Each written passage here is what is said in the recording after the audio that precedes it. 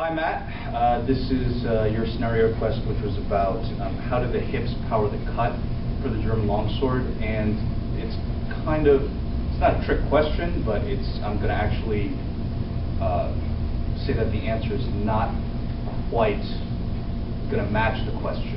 So what I mean is this: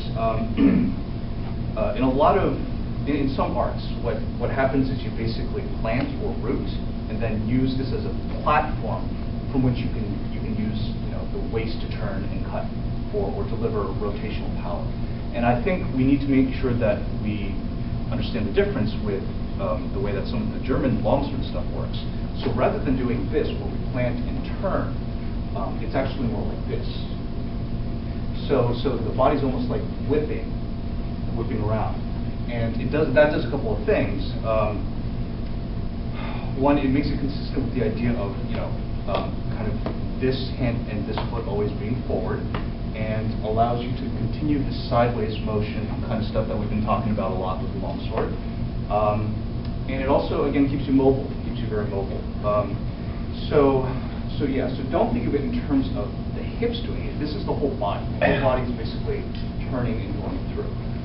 And so I'm kind of doing this very high and upright just to show the difference, but there's no reason you can't do it lower. So